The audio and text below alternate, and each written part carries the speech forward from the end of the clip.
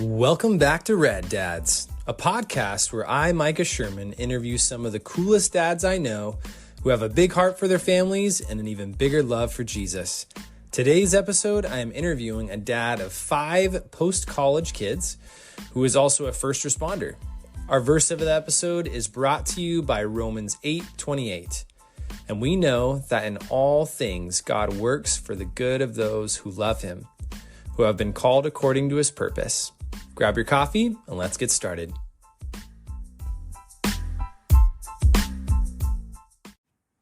Welcome back to Rad Dads, everyone. This is again your host, Micah Sherman. Believe it or not, we are at episode 10. It feels like to me these interviews are just flying by. I hope that you guys have enjoyed them as much as I have in this journey of just interviewing lots of rad dads who love their families and have an even bigger love for Jesus. So today I have the privilege of interviewing another dad out in Santa Barbara. I mentioned before that we lived out there for 4 years. And this dad and his family, just another friends that really became family to us out in Santa Barbara. So here we go with the interview. Fire Chief of Santa Barbara County, Mark Hartwig, welcome to the show. Oh, thanks, Micah. Good to be here. Yeah, thank you again for being willing to be interviewed.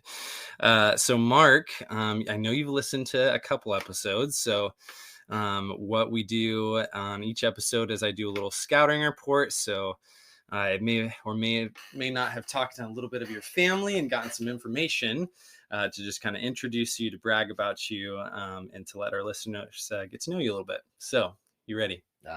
I'm almost ready. Yeah. Ready or not, here we go.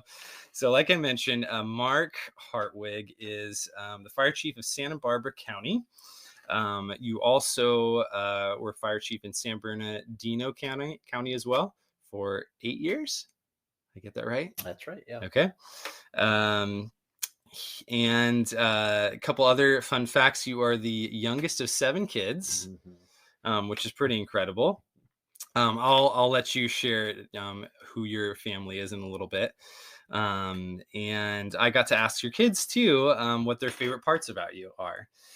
So some of their things that they admire about you are your humility, that you're calm, understanding, easy temperament, your humor, your leadership, specifically that you're a servant leader and you lead by example, very observant and sincere. I'll send this a copy to all for you for all what your kids said later, because they really came through on this, which was pretty awesome.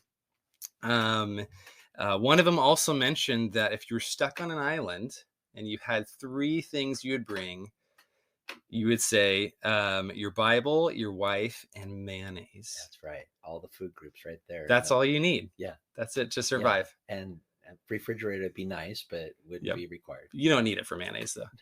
Yeah, that's what's so great about it, right? That's what's so great about it. Yeah. Yeah. A couple other things they mention is that, well, actually, that I know about you is that was it before fire that you studied ornithology? Ornithology, all right, which is the study of birds, if anybody didn't know. And so I love asking.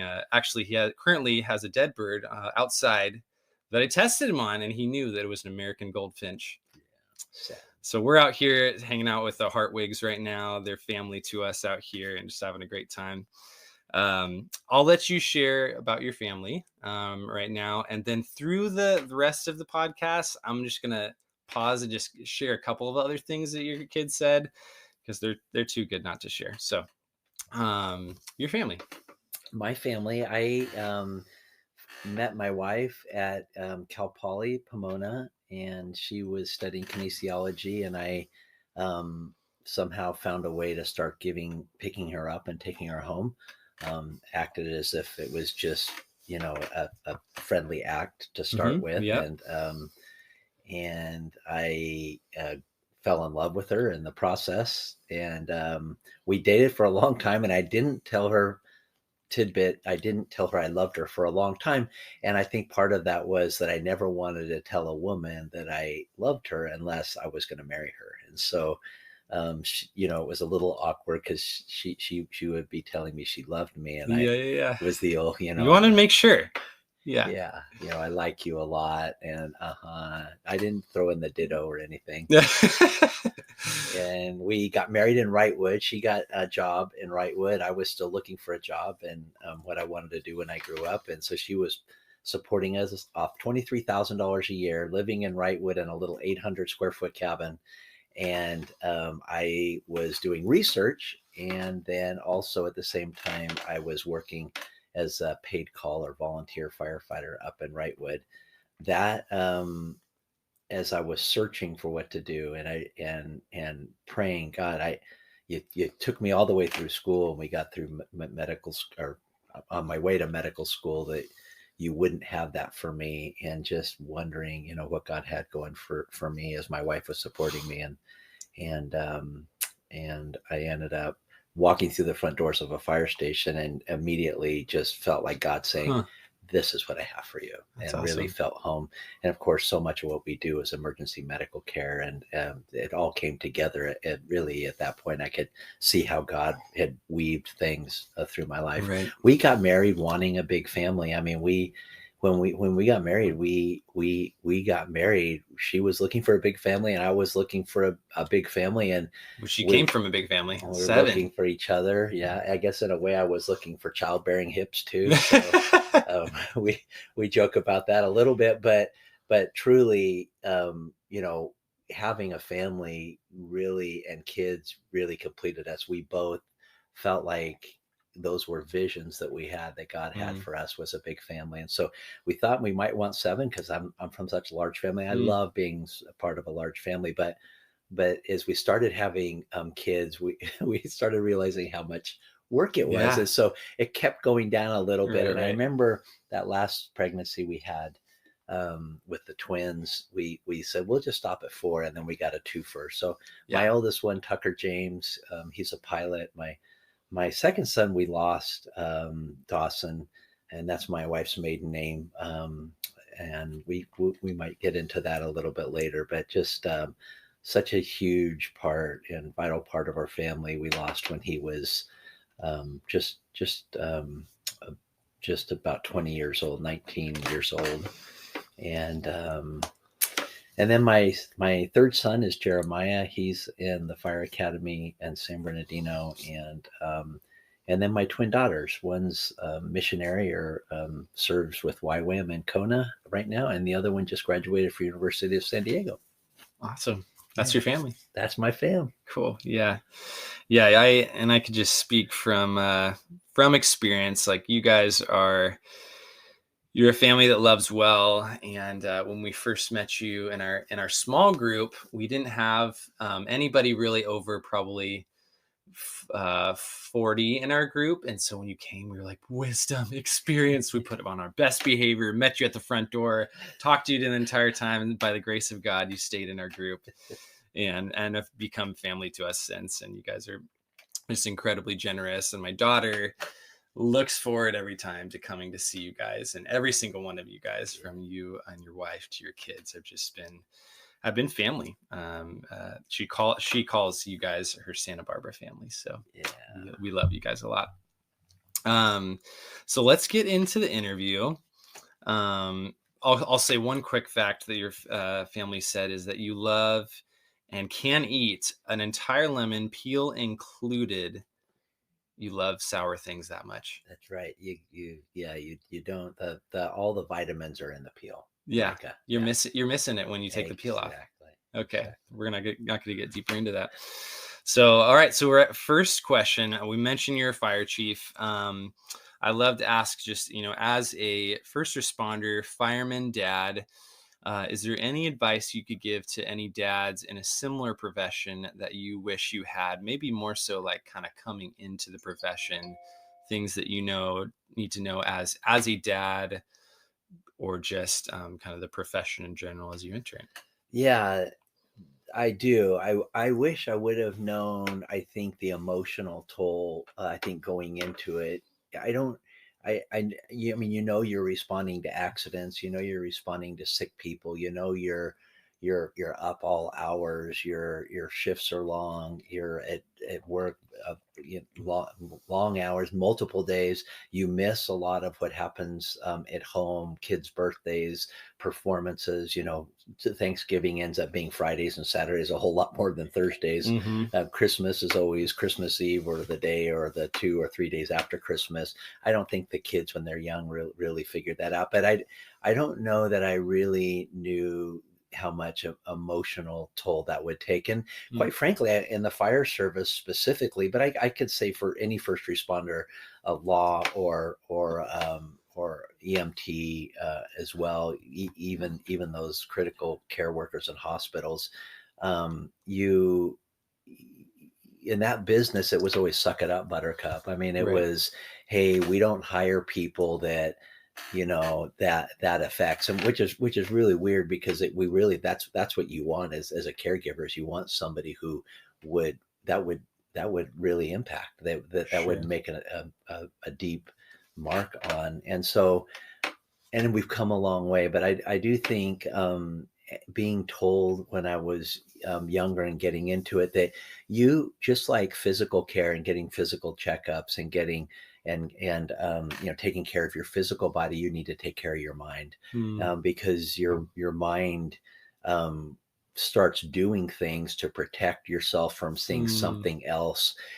That's a normal human reaction, to turn away from it and Right. to not see it, and yet we're literally in a profession in which you have to see it. You Right. if you don't have your hands in there, if you're not engaged, if Right. you're not in the middle of that, the patient that you're working on, or the accident scene that you're on, or the fire, you really have no chance of a good outcome. And Right. so, but with all that said, we've done a great job. I think the fire service specifically, but I think other first response agencies as well, or businesses and fields, have done a really good job now saying, we're going to provide that care for you, Mm. and we're going to get you an annual checkup for your mind Sure. and Yeah. your emotional health, as much Huh. as we want to make sure that you're physically fit. So I think, if I going into the business, and I have to say, because this is so much about our families, that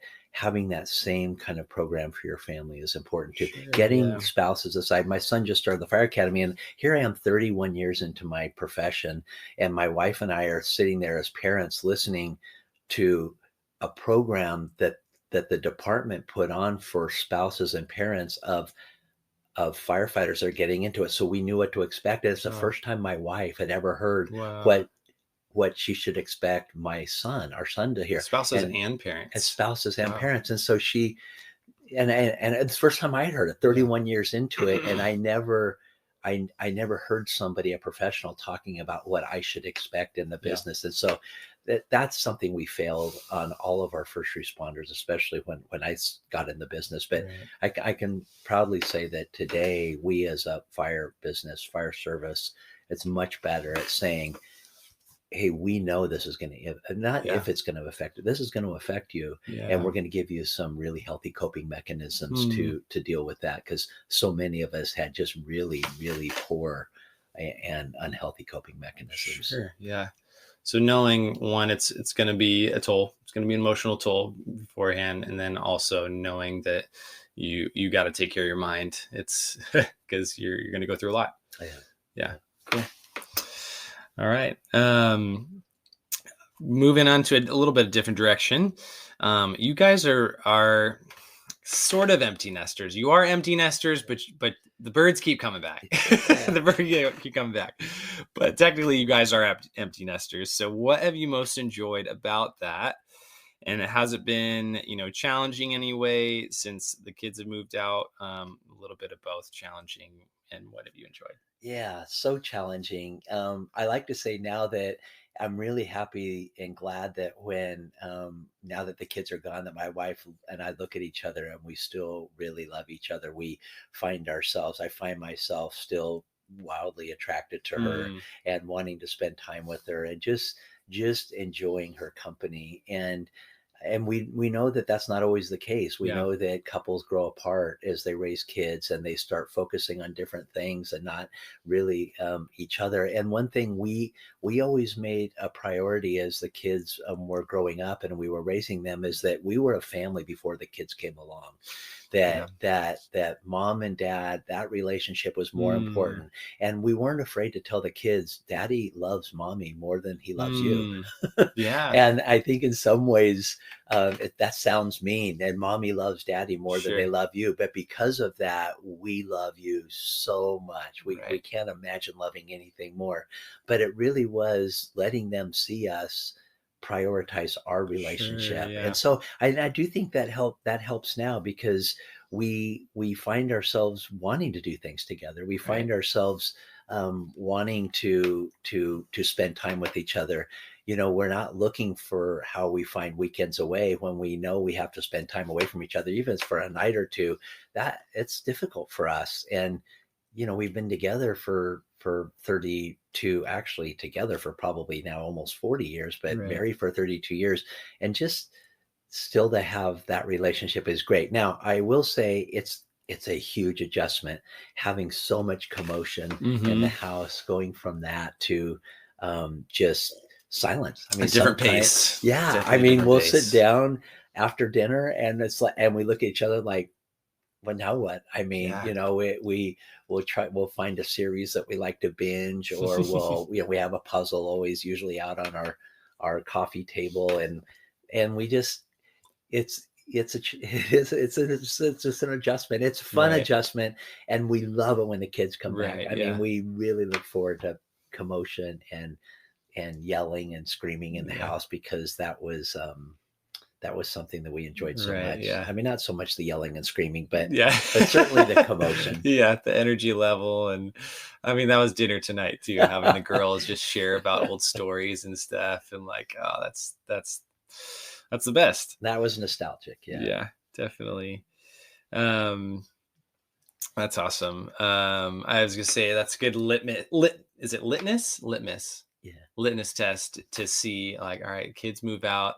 Do we still like each other? Are we still friends? And you guys do. So that's, you guys are on the right track. Yeah. But still an adjustment for sure. I'm sure. Yeah.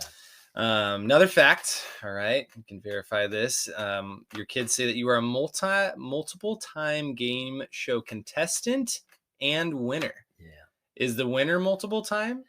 Well, every game show, you get the consolation Right. Yeah. prize. Yeah. So Yeah. technically, yes. Yeah. Well, I was on Scrabble with Chuck Woolery, and I won $3,000. So that's definitely a win. Nice. But I didn't get to the final round. And then Okay. a classic concentration with Alex Trebek, and that was a remake of a long time ago. So that was before Concentration. Jeopardy. Yeah, Wow, I didn't know yeah, there was a before yeah. Jeopardy for Alex Trebek. And I won a car, and I won tons of furniture, jewelry. Wow. That's what I won our honeymoon on too. I won 3 trips, and Come on, that was at the Mark. time when I realized, hey, I've got enough money now to ask my wife to marry me, and There you go. I proposed, and we took those trips for our honeymoon. That's fantastic. Yeah. And if get in if you're ever stuck in some way, you probably should do, a game show again, since you have such good luck with it. Yeah, yeah, You have that in your back pocket. that's right. I've always thought about that. Yeah. All right. Next question. What is parenting and fatherhood, kind of still with the empty nester theme, looked like for you with all of your kids out of college now? How do you feel like you love and support your kids when and if you have differing views and perspectives on life as they really enter college and come out of college? Where do you what does that look like, fathering them, parenting them? Like I said, even if they are same track, same mind, perspective, worldview as you, but also on the other end of having different perspectives. Yeah, as you can imagine, you really go from being their world to being their fan. I mean, the best way for me to describe it is you kind of go from being everything to kind of, as they get closer to kind of leaving the nest, is you become kind of a coach, and then you're kind of watching them interact on their own with people and life and the world. And then when they leave, you become their biggest fan. You're cheering for them, sometimes with them and sometimes just kind of from afar. And Mm, you suffer with them too. I mean, life isn't necessarily what they envisioned it, getting all the classes they need and at school, or getting all mm, the instructors, and sometimes just being heartbroken with the way they're being treated by people at school, or the school itself. And I think we have examples on every school, even schools we really like, right. where the kids didn't feel like they were treated well, so much so you wanted to do what you might have done in high school, which is to, hey, I'm going to go down there and talk Yeah, to him. right. And you knew that wasn't Mm, the right thing to do. And so you were listening a lot, you were praying a lot, you were crying a lot, you find yourself heartbroken a lot, and then you find yourself celebrating a lot. I mean, mm, they always get through it. Sometimes there's a setback involved, and sometimes it's painful for them. And so watching them live life and watching them figure life out, which really happens at this stage, right? It's truly, you're not there to bail them out. You're not right. there to fix it. Even You're though you want to, probably. absolutely, and you know that you can't. That's something that they need to work out, and also offering that. I mean, is Mm, this something you want me to help sure. fix, Right. or is this something you just want my advice on, or maybe just want me to listen to? Mm, And you find yourself doing all of those things. Not so much fixing kids. Our kids have been, and I think most people find that their kids are very resilient. They're very resourceful, and they don't want to come to mom and dad. They know that this is their chance to, right. Yeah. and their responsibility to figure it out on their own. And so we've been fortunate. And just as an encouragement to all you folks that are raising, I had a chance to listen to some of the expectant dads and new dads, and it, those times, and they're fun. They really are fun, but they're pain, very much like the times you go through as a newer dad as well. Is they're fun and they're painful. I mean, that's life. Yeah. You triumph, you celebrate, and you cry, when you see your kids going through things that are tough. So I do. And we're still trying to figure that out, because our kids are pretty much new uh, into that. Our Right. girls are Yes. still very young, and our twins, and our oldest one is becoming a, a man, and a more grown man in front of our eyes. Mm, And yeah, but it's been fun. It's been a lot of fun, and it's been challenging. But I think the best way to say it is, you really become your kid's biggest fan. right. Yeah, like when you root for anybody, you root through them through the tough times, and you root through them through the wins and the losses, and that's what we Mm, find ourselves doing. that's awesome.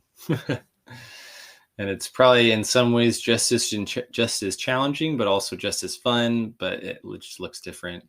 Yeah, Um, that's cool. So just kind of that you're their biggest fan, but also you mentioned being available and asking. I love you mentioned that, asking, like, hey, like, I'm here. Do you need me? Because if you do, like, I'll help out. But being able to ask and offer that, to know that you're there, even if you don't do anything, I think is a huge encouragement, for them as they start adulthood. yeah, So yeah. cool. Good way to put it. Um, Going back to one of the facts, you are a very big Bigfoot believer. Is this true? That's right. Well, I One, I mean, think, said that you might have seen Bigfoot that's right. Yeah, I didn't get a great look at him. I mean, or her. well, right, them, right? I don't Yeah, know what they that identified was as. very. That was very sensitive of you, Mark.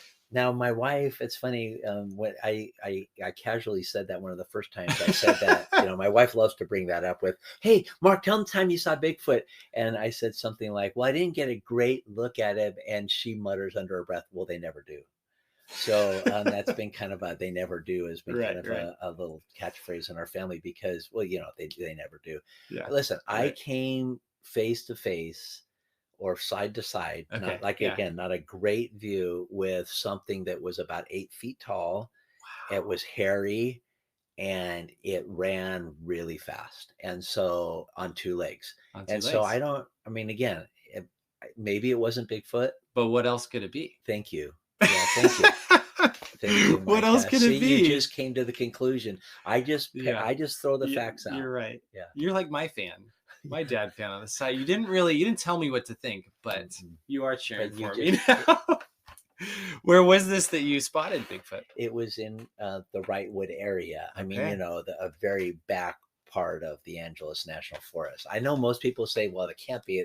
Well, I don't know. He wandered in there. She, they, Yeah. him, her, they wandered in Uh-huh. at some way. And again, you came to the same 8 feet running fast on 2 legs. Yeah. Pretty much Bigfoot in Do my we do mind. we don't need to say anything else. No, no. I love it. Um, thank you for sharing that. Yeah. So you mentioned in the beginning that one of your sons, Dawson, your second, Yeah. he passed away around about 6 years ago now. Yeah. And I know from getting to know you guys and hearing a little bit of his story that he was somebody that loved people well. Obviously, love like Dawson. You can mention that or talk about that if you'd like. But for those listening, I'm sure that there could be somebody listening who has lost somebody, and maybe even a child. So just wondering if you'd be willing to share kind of your process and your family's process with, grieving Dawson. And as I was talking to my wife about Dawson and you guys and your family, I think that you've seen families who have gone through grief and it has just caused their family to just fall into a lot of bitterness, a lot of hurt, and become distant from each other. But I feel like, just from a outsider's perspective, I think that his life and how you guys have walked through this season, it's brought you a lot closer. So maybe you can kind of speak and share a little bit into Dawson's Yeah. story.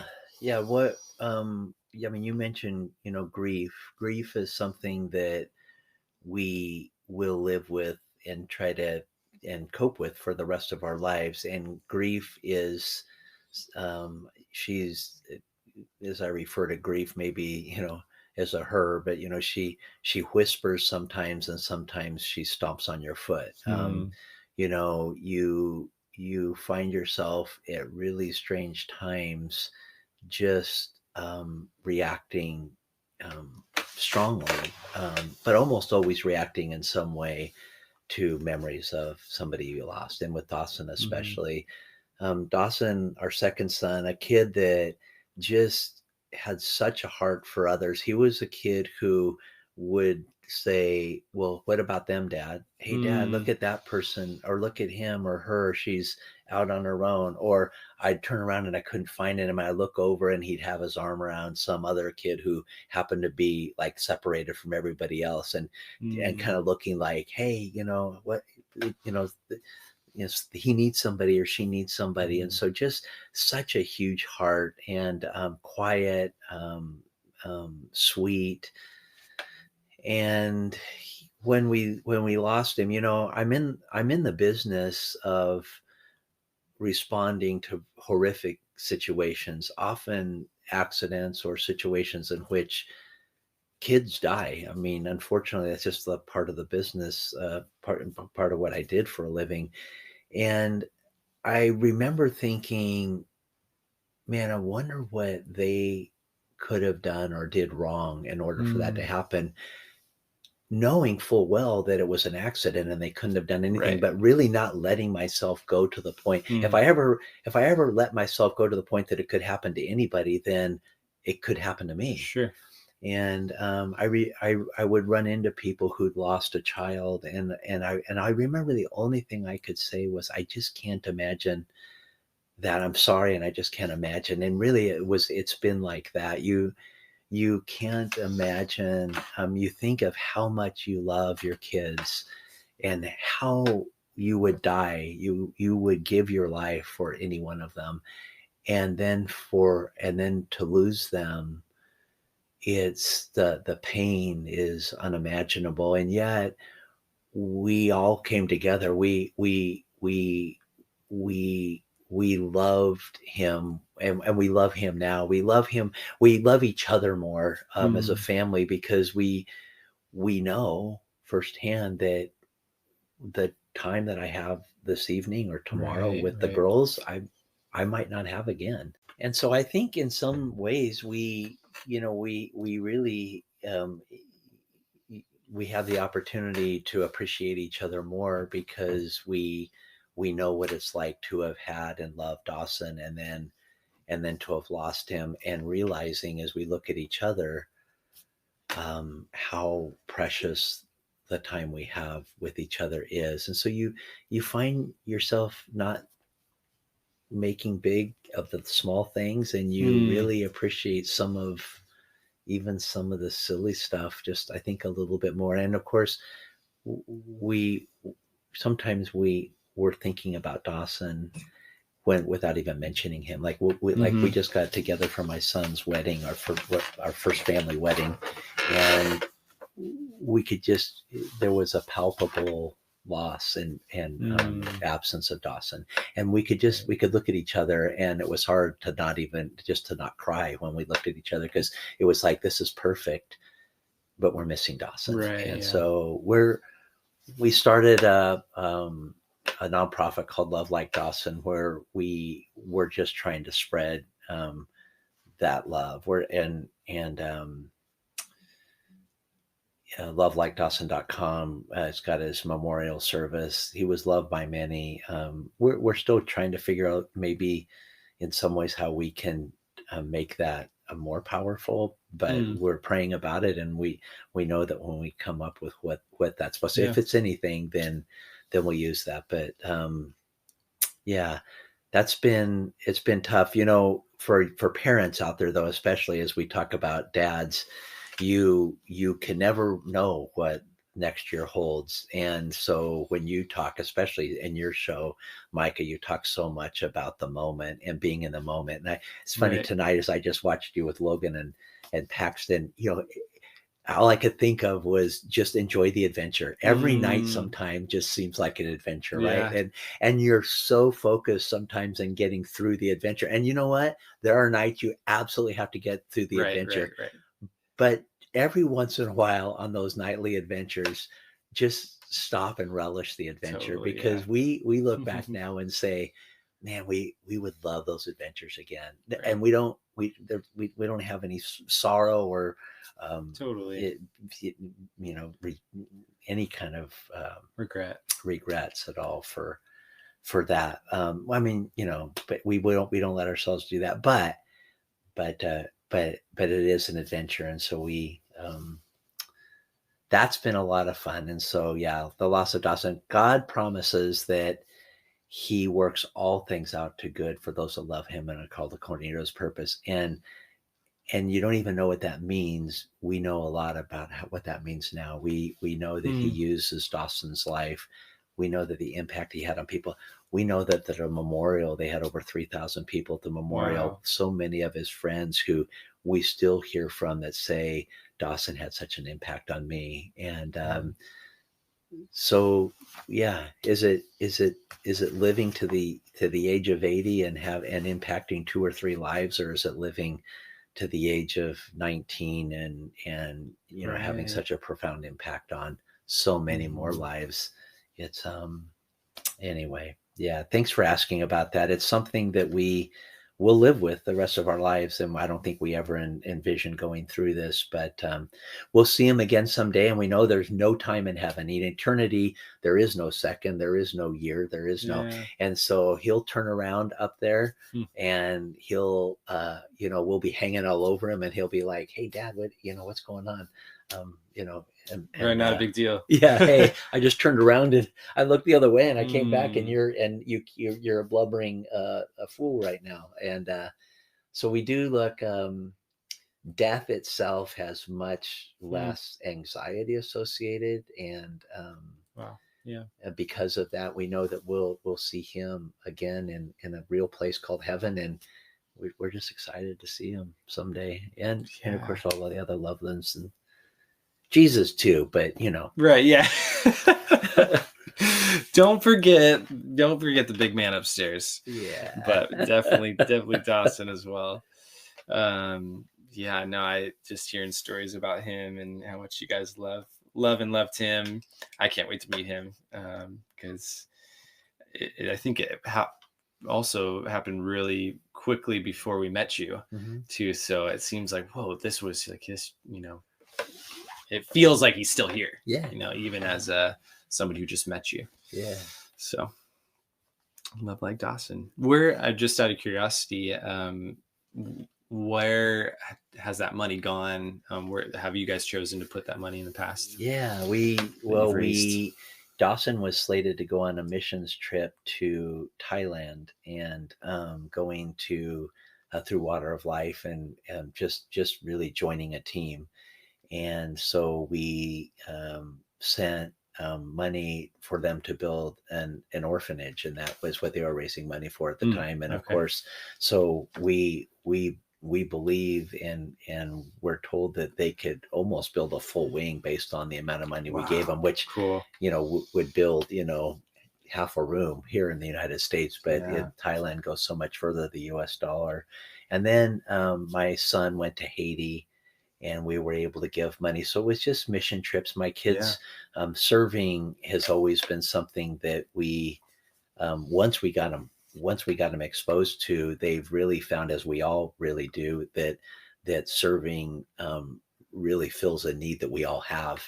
And so they've all really been excited to serve, and they've all gone on mission trips of some sort. And so we've been able to use that money to make a difference in some of the countries that they've been serving in. So that's been neat.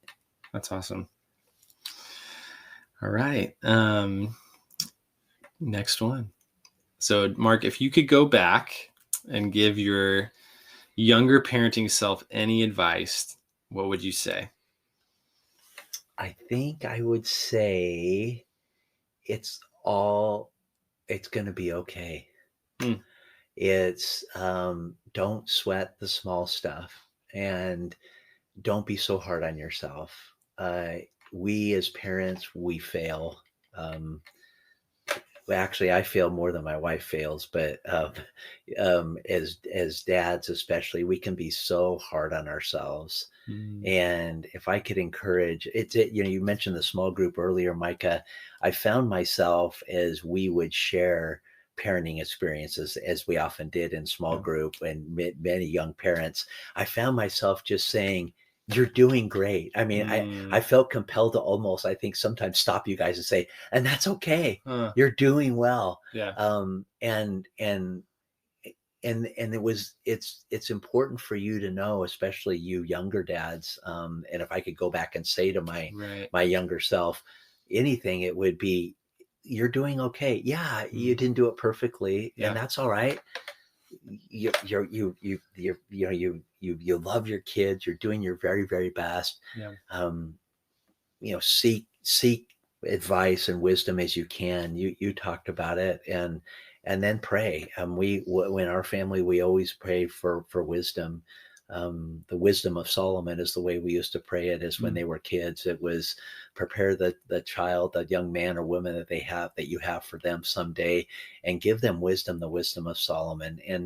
And as dads, right, we we're human, and we'll never live up to kind of this lofty goal we have for Right. Yeah. ourselves, or even society maybe even has on us. And I would just say you're doing great, Right. Yeah. and stick with it.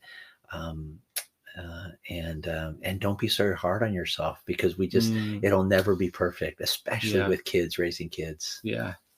That's good advice, to just know that do your best, because you are that kid's mom and dad and nobody else is. And we all need to, you're going back again, full circle, being that fan, like a fan of yourself, like, and give yourself grace. Yeah. Cool. Yeah. Okay. Last kid story. There was a fun one. So one of your daughters mentioned that if mom ever went on a trip or to a conference or something where she would be gone at night, my dad would make us dinner. He always made his specialty mac and worms, Yes. where he would slice hot dogs down the middle and boil them so they curled up and looked like worms, then stirred them up into Kraft mac and cheese. It was the best. Yeah. Where did you learn that? Oh my goodness, I don't even know. We turned him into octopus. So what we realized is that, I think it worked the first time they thought it was a worm. And then of course it was just a lot of fun. But then we turned him into octopus. So if you slice a hot dog all the way up to the nub and you do the same thing, they curl up and they look Right. like spiders Was or that by octopus. accident that you discovered Yeah, this? I don't know. That could have been accident. Yeah. I can yeah, maybe I did. But anyway, such a low budget, but so much fun. Whenever mom was gone, yeah, to a conference or Yeah. retreat or something. Dad, can we do mac and worms? Oh, there were no Mac and octopus. no rules. Food especially, no food rules especially. Yeah, there you go. I love it. Cool. Last question. Kind of similar to what I just asked, but could you give kind of maybe 2 or 3 tips to any dads, of kind of the biggest things you felt like you and your wife clung to, for whether that was things that helped, community, you name it, that really kind of helped you and supported you as parents? Yeah, two things come to mind immediately, Micah. And one is, and I mentioned it before, it's service, and it's exposing your kids to serve and to serve others. And really, that's a great way not just to get them involved in somebody else and something bigger or better than themselves, but it's also a great way to kind of get them out of what the world says is important. And I believe God kind of created us with that, kind of that service shaped hole, if you will, that really isn't even, you find yourself when you serve, it's not even so much that that you're giving as it is that what you're receiving. So that was neat. And then there was something else that came to mind immediately. I would say is just connecting with other parents. Church is great, right? We went through growing kids, and or baby wise, the non spiritual side to that, and it was just sharing those experiences. And when you think, and that's what it was. I wanted to say that the things that we found ourselves crying ourselves to sleep with kids that were, it was like crying out to God and saying, God, how could our kid be that obstinate, that stubborn? How could our kid be that disobedient? How could our kid do? And I remember God, as we prayed for that, and literally we were like I remember times holding my wife's hand, squeezing it, and praying and crying and saying, and God almost audibly telling me, Mark, I will use the traits that you struggle with right now in their life to bring people to know me when they get older in a way that I can't use anybody else. And I remember saying that with such confidence, and then just like, well, God, I hope you're right. Yeah. And then now seeing some of the character traits that our kids have, and that's them when they were kids. And it's some of the things that you were like, oh God, why, how did we get a kid like that? And yet now you're like, oh God, that's why we have a kid like that. Right. Yeah. And so that's neat. And so that's encouragement to all you parents out there that just wonder how strong-willed your kid could be, and how does that turn out well? It turns out well. Yeah. And I'm here hearing to tell it you from that. the other end of the parenting cycle. Yeah, that's good to hear. And then connect yourselves with other believers that are going through good, strong Christian books. Good, solid biblical examples of how to raise families, and then share failings and successes with each other. Sometimes we're sharing about kids smearing poop on walls, and always a good poop story it brings people together. That's right. It's the thing that brings us together. And other times it was successes, like, they actually peed in the toilet and not next to the toilet. Right. Yeah. No, you got to have those relatable experiences. As you're talking about, I have to mention a Holly Hartwig gem of advice that she told us. And Holly watched our daughter for a whole year, I think a little bit longer than a year. It was such a gift to us. But one of the things she mentioned to us too was that in your prayers, you would often pray, Lord, like, we are doing our best, but would you fill in the gaps? And that just like rings so true to me and my wife Cosmo. And so that's something that we pray too, of like, God, we're not perfect and we're trying our best, but Lord, would you just fill in all of the gaps that we're missing, and knowing that God is so faithful to do so. Yeah, and a reminder for you dads out there that you're not moms, and you Amen. have wives that are great moms. They're nurturers, Right. They're mothers, they're lovers, and so you don't try to be a mom. You got great moms out there as your wives, and like most of us, we married up, and they're the mothers, and a lot of times just stand out of the mom's way. That's right. Rad dads and bomb moms. Mark, would you mind praying us out and praying, for those first responder dads, those dads too, or maybe have experienced some grief, and just any dads in general? Yeah, I will. I'd love to do that. God, just thank you for the ministry Micah has, this passion that he has to just connect with dads in on any level, in whatever way he can.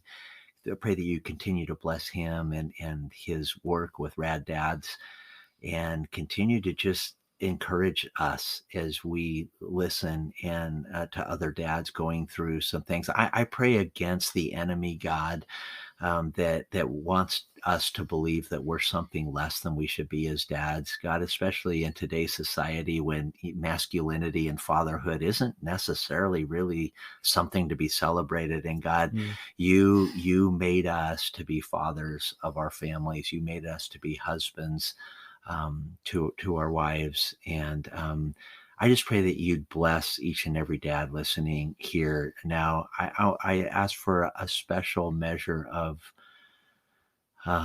comfort and love to those that have lost a loved ones, God, and that somehow, as much as we can't even figure out how you'll do it, God, turn that loss and that pain into something that will glorify you, that will bring others to know you. And when we know you will, because you promised that, God, in Romans 8:28. So thank you for what you're doing through Micah. Thank you for fathers and dads, and pray that you would continue to give them wisdom, the wisdom of Solomon, God, as we seek to do the right thing, be the dads of our homes and the wives, the husbands to our wives. We pray this all, God, in Jesus' name. Amen. Amen.